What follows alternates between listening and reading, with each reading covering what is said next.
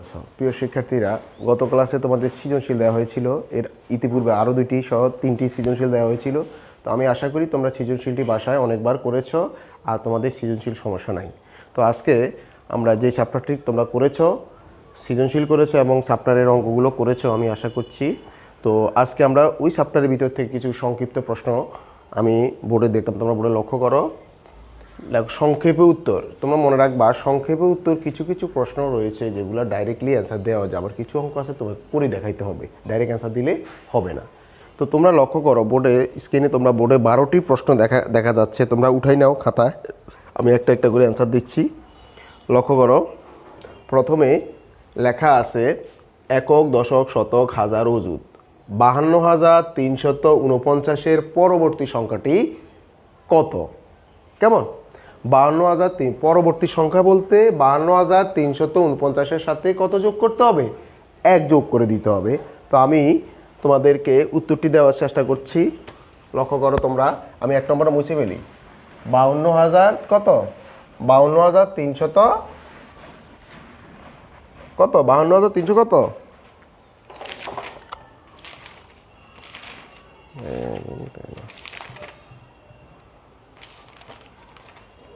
কত যেন? 52,349, ভুলে গেলাম, 52,349। তাহলে লক্ষ্য করো, 1 নম্বর লক্ষ্য করো, আমি অ্যান্সারটা দিচ্ছি। এটার সাথে তুমি পরবর্তী বলছে যে পরবর্তী সংখ্যাটি কত? 52,349 পরবর্তী সংখ্যাটি কত? তাহলে তোমার লিখতে হবে, দেখো 52,349 সাথে যোগ করে দিবা 1।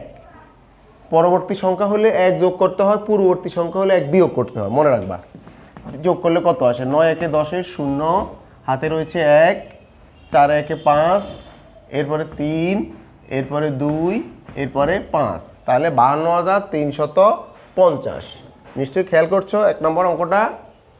আচ্ছা, 2 নম্বর বলছি 2 নিযুত কত হাজার? 2 নিযুত কত হাজার? প্রশ্নটা লক্ষ্য করো, নিযুত, এখানে হাজার না লিখে এটা হবে 2 নিযুত কত লক্ষ। যেহেতু এখানে 2 নিযুত কত কত দিতে পারে, 2 নিযুত কত কত লক্ষ, 2 নিযুত কত লক্ষ। খেয়াল করো, 2 নিযুত কত লক্ষ। তো আমরা জানি 1 নিযুতে হলো কত লক্ষ হয়? 1 নিযুতে যদি আমরা লিখতে পারি, এভাবেও লিখতে পারো তোমরা, 1 নিযুতে হয় 1 লক্ষ, নাকি 10 লক্ষ। 1 নিযুতে হয় 10 লক্ষ। একক, দশক, শতক, হাজার, অযুত, লক্ষ, আরেকটা শূন্য হবে। একক, দশক, শতক, হাজার, অযুত, লক্ষ, নিযুত। তো এই হয় নিযুত, তাই মানে তাহলে কটা শূন্য?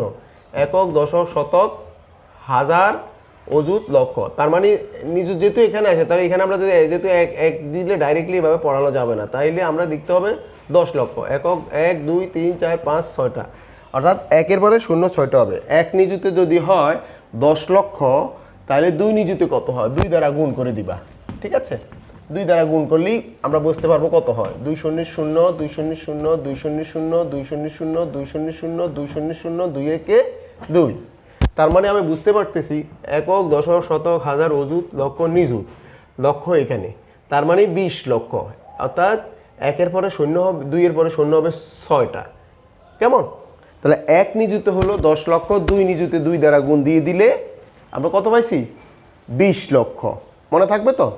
আচ্ছা, তো আমরা 2 নম্বরে পেলাম। এবার আসো আমরা 2 নম্বরটা মুছে দেই। মুছে দিলাম 2 নম্বর। এবার 3 নম্বর লক্ষ্য করো। 3-এ বলছে 3 অযুত। 3 অযুত কত হাজার, তাই না? অযুত, তাহলে আমরা জানি 1 অযুতে কত হয়? একক, দশক, শতক, হাজার, অযুত। তার মানে কত অযুতে? 1 অযুতে। 1 অযুতে হয় 10,000। তাইলে আমার 3 অযুতে 3 দ্বারা গুণ করবা, তাই না? 3 0 0, 3 0 0, 3 0 0, 3 0 0, 3 0 0, 3 0 0, অর্থাৎ কোনো কিছুকে 0 দিয়ে গুণ করলে শূন্যই হবে গুণের ক্ষেত্রে, মনে রাখবা। 1টা 2টা 3টা 4টা 0 দিলাম, আর 3 একে 3। তাহলে আমরা বুঝে নিতে পারি একক, দশক, শতক, হাজার, 30,000। 3 অযুতে কত হাজার হবে? 30,000। 1 অযুতে হলো 10,000, 3 অযুতে 3 দ্বারা গুণ করলে 30,000। তাহলে আমরা 3 নম্বরটাও পেলাম। কেমন? আচ্ছা, এবার আসো 4 নম্বরে বলছে এমন একটি সংখ্যা লিখো যা ৬৮৭৪ থেকে ২৪২৬ বড়। তার মানে এমন সংখ্যাটা হইতে হবে যেটা এইটার থেকেও এত বড়। তার মানে এটার সাথে আরো যোগ করে দিব, এত বড় এটা, এই যে সংখ্যাটা তার চাইতেও এত বড়। তার মানে এটার সাথে এটা আমাকে কি করে দিতে হবে, যোগ করে দিতে হবে, তাইলে আমি সংখ্যাটা পাবো। তাইলে তোমরা এইভাবে লিখবা, সংখ্যাটি এমন একটি সংখ্যাটি আমরা এইভাবে লিখতে পারি, নিচে নিচেও লিখতে পারো তোমরা। আগে এটা লিখবা ৬ ৮ ৭ ৪, এটার সাথে কি এমন বলছেন এমন একটা সংখ্যা নির্ণয় করছে এটার থেকেও এত বড়। তার মানে বড়টাও লিখে দিব ২৪ ২৬। তোমরা নিচে নিচেও লিখতে পারো ৬ ৪ ১০ ০, হাতে আছে কত ১, ৭ আর ২ কত ৯, ৯ আর ১ ১০, ১০ ০ আবারও হাতে ১, ৮ আর ৪ কত ১২, ১২ আর হাতে ১ ১৩, ৩ আবারও হাতে ১। তার মানে ৬ আর ২ হইল ৮, ৮ আর হাতে ৯, তাহলে ৯৩০০। তোমরা বুঝতে পারছো? এটা নিচে নিচেও বসাই যোগ করতে পারো, পাশাপাশি করলেও হবে, রেজাল্ট হইলে হবে। বুঝতে পারছো তো? তাহলে এমন একটা সংখ্যা আমরা কি করছি, এটাকে এটার সাথে যোগ করে দিচ্ছি। আচ্ছা, এরপরে আসো আমরা লিখব ৫ অঙ্কের ক্ষুদ্রতম সংখ্যার পরের সংখ্যা কত। পরের সংখ্যা, ৫ অঙ্কের ক্ষুদ্রতম সংখ্যার পরের সংখ্যা। তাহলে আগে ৫ অঙ্কের ক্ষুদ্রতম সংখ্যার পরের সংখ্যা লিখতে হলে আগে ৫ অঙ্কের ক্ষুদ্রতম সংখ্যা কয়টারে বলে? ক্ষুদ্রতম হলো প্রথমটা হবে ১ আর বাকি সব হয় ০। তাহলে ৫টা অঙ্ক হলে ১ ২ ৩ ৪, ৪টা শূন্য দিবে। ৫ অঙ্কের ক্ষুদ্রতম সংখ্যা মানে প্রথম ৫টা অঙ্ক হতো, প্রথমটা ১ দিয়ে আর বাকিগুলো ০, ৫টা মিলতে হবে। ১ ২ ৩ ৪, ৫টা মিলছে, এটাকেই বলা হয় ক্ষুদ্রতম সংখ্যা।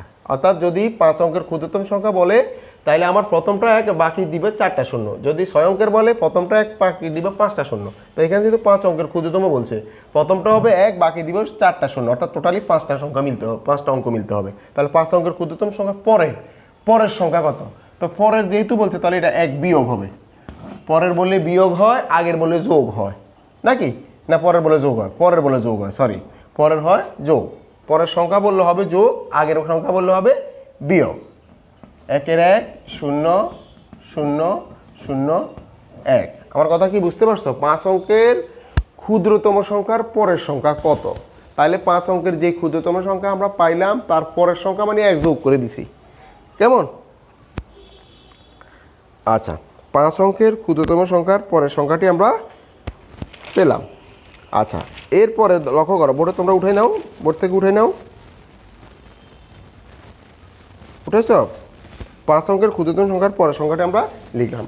এরপরে দেখো, পরের সংখ্যাটি লক্ষ্য খেয়াল করো, বিয়োজন নির্ণয়ের সূত্র। তাহলে বিয়োজন নির্ণয়ের সূত্রটা লিখতে হলে আমরা কীভাবে লিখব? যেহেতু বিয়োজন চাইছে, আমরা আগে লিখব বিয়োজন, খেয়াল করো, বিয়োজন কেমন? যেহেতু আমরা চাইছি বিয়োজন, তাহলে বিয়োজন সমান আমরা কি সূত্র লিখব? বিয়োজনের সূত্র হচ্ছে, বিয়োজন নির্ণয় সূত্র হলো বিয়োজন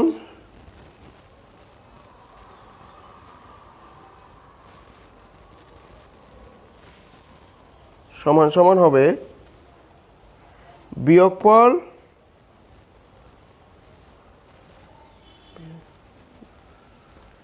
আমাদের বইতে এই সংখ্যাটা রয়েছে, তোমরা এই সব সূত্রগুলো সবগুলোই তোমরা কিন্তু শিখতে হবে। দেখো খেয়াল করো, বিয়োজন নির্ণয়টা আমাদের বইতে লক্ষ্য করো, কয়েকটা সূত্র দেওয়া আছে, এখানে কিন্তু ভুল আছে সঠিক আছে। বিয়োজন বিয়োগ বিয়োজ্য সমান সমান হয় বিয়োগফল, তাই না? এখানে বলছে বিয়োজন নির্ণয়ের সূত্র। তাহলে আমরা যদি বিয়োজন নির্ণয়ের সূত্রটা এভাবেও লিখতে পারি, বিয়োজন নির্ণয়ের সূত্র হলো বিয়োজন সমান সমান হবে বিয়োজ্য যোগ কি হবে? বিয়োগফল যোগ বিয়োজ্য, কেমন? বিয়োগফল যোগ বিয়োজ্য, খেয়াল করো তোমরা এই সূত্রটা খেয়াল করো, এখানে কিন্তু তিনটা সূত্র আছে।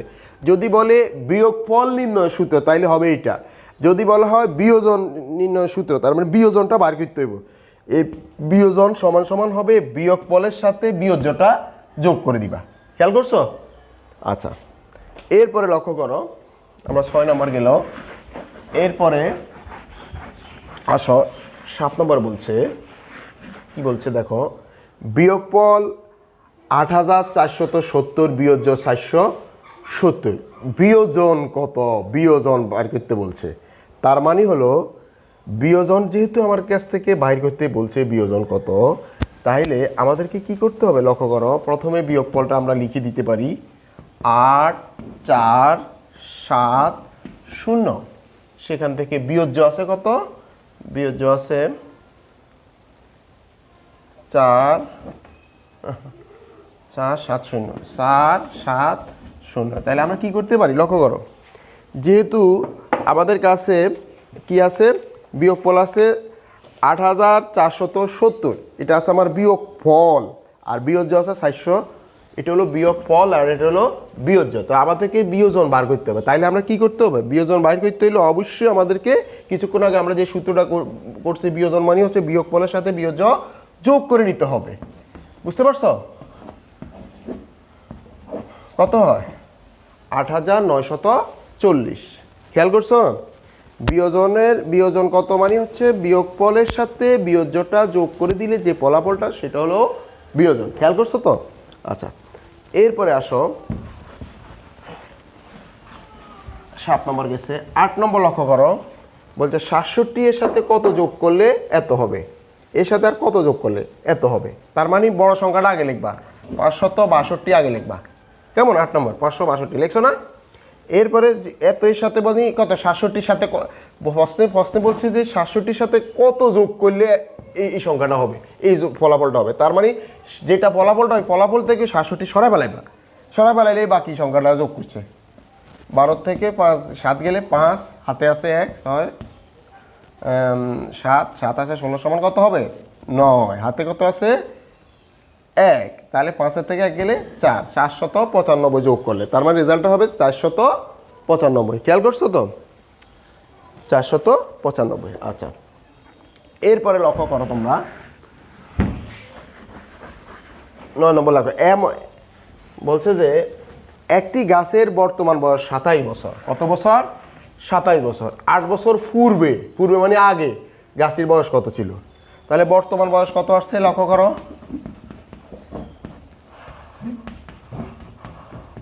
বর্তমান বয়স হচ্ছে 27 বছর হ্যাঁ সেখান থেকে 8 বছর পূর্বে গাছটির বয়স কত ছিল তাহলে 8 বছর এই 8 বছরটা কি করতে হবে 8 বছর বাদ দিতে হবে হাতে 17 থেকে 8 গেলে 9 হাতে কত আছে 1 2 থেকে গেলে 1 19 বছর তার মানে কি হচ্ছে এখন লক্ষ্য করো বলছে 8 বছর পূর্বে গাছটির বয়স কত ছিল 19 বছর ছিল বোঝা গেছে বিষয়টা অর্থাৎ বর্তমান বয়সের থেকে 8 বছর সরা ফেলাইবা পূর্বে মানে সরা ফেলাইলেই এই 19 বছর হবে রেজাল্ট বুঝতে পারছো তো আচ্ছা এরপরে 10 নম্বরে লক্ষ্য করো কি বলছে প্রশ্ন লক্ষ্য করো 10 নম্বর বলছে বিয়োজ্য কাকে বলে বিয়োজ্য কাকে বলে তোমরা খেয়াল করো 10 নম্বরে আমি অ্যান্সারটা লিখে দিচ্ছি বিয়োজ্য কাকে বলে বিয়োজ্য আমরা বিয়োজন পড়ছি বিয়োগ করলে যেটা সেটা হলো বিয়োজন তাই না আমরা পড়ছি বিয়োজন পড়ছি যে সংখ্যা থেকে বিয়োগ করা হয় তাকে বিয়োজন বলে কেমন যে সংখ্যা থেকে বিয়োগ তাই যে ইয়ানো লিখবা যে সংখ্যাকে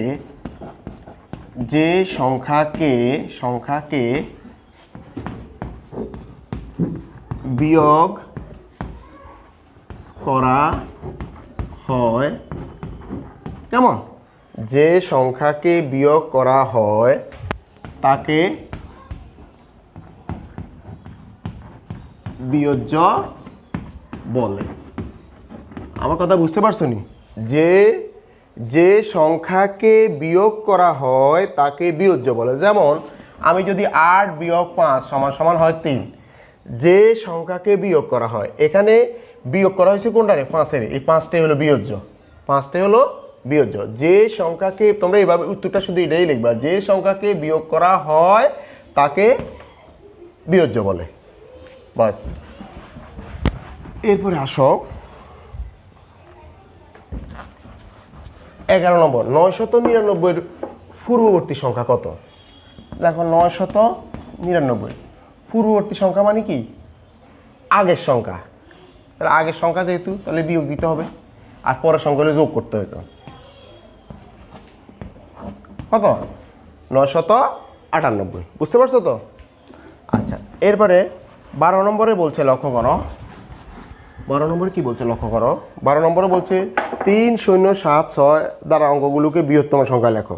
আমার সংখ্যা হলো 307662, বৃহত্তম সংখ্যা লিখতো, তাই না? অঙ্কগুলো দ্বারা বৃহত্তম সংখ্যা, তাহলে তুমি লিখবা বৃহত্তম সংখ্যা, বৃহত্তম